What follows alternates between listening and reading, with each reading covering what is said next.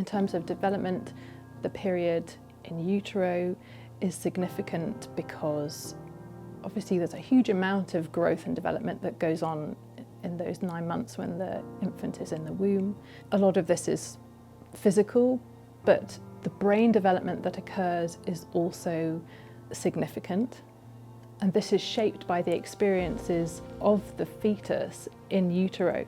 So the experiences of the mother are therefore significant during that time. And then in the first 2 years of the infant's life, these experiences of the mother continue to be important because in terms of the mother-infant dyad, there are no separate beings. The infant and the mother essentially form one whole. The infant relies on the mother for co-regulation. So the infant cannot regulate their internal state without the mother. If the mother is stressed and not able to regulate their own internal state, they're not able to help their infant, and certainly not in a way that's optimal for development. So this is why it's so critical to help parents in the first 1001 days, because they have such an important role to play. They have an important job to do. That infant needs them, and it's not about being perfect, because none of us are perfect parents. Supporting parents with self-regulation is key. Unless parents feel calm and have a regulated internal state, they can't engage with any work that needs to happen. If parents remain stressed, if they feel judged, if they don't feel comfortable with the people who are trying to support them in the context, they're not going to be able to take anything in, and they're not going to be able to benefit from the support that you're trying to give them, however well-meaning, well-planned. People sometimes talk about dogs as having empathy. They pick up on resonance, and the infant and the parent's brains share resonance, and this process is called limbic resonance.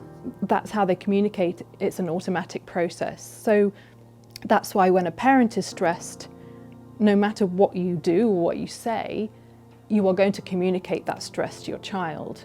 It's impossible not to. You cannot hide it.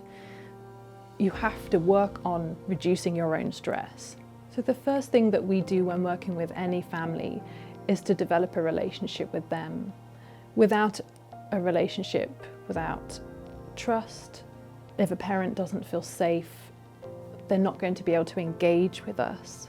It's important that they find someone who they can establish a rapport with, who they can talk to, who they can ask for help and be honest with. And it is difficult to be open and honest when you're struggling. So often we have a culture of fear of failure, where so many of us brought up that failure is something to hide or avoid, whereas failure is such an important part of learning and growth. It's an essential part of learning and growth. It can be very hard to put your hands up and say, I'm finding this hard, I don't think I'm getting this right, to expose that part of yourself to somebody else. So a key part of what we do is making sure that people do feel safe, that they don't feel judged. They know we're not there to criticize. You're not there to fix things for people. Yes, we give practical support where we can, but actually that's not what empowers people. What empowers people is to know that they've got value, and to know that there's a support network, and to know that there are people there who think they're a good parent, because usually they are a good parent. It's not being a bad parent or a bad person that causes most people to struggle. For one thing, recognise that you are still a valid person as a parent, and you have needs, and it's okay to have needs. And not only is it okay to meet your own needs, but you have to meet your own needs if you're going to meet the needs of your child. You don't have to sacrifice yourself. I think what's exciting as well is to be part of a new generation of families who are able to benefit from the incredible research that has been done, particularly in the last 20 years. We know so much more now about infant development, about the early years. I think parents want to understand what is going on for their child and how they can best support their development, as well as understanding what it is to be a parent at this point in time. It's exciting to be able to put together all of these elements of research on infant development, on understanding adult well-being, adult mental health, and how those two things fit together.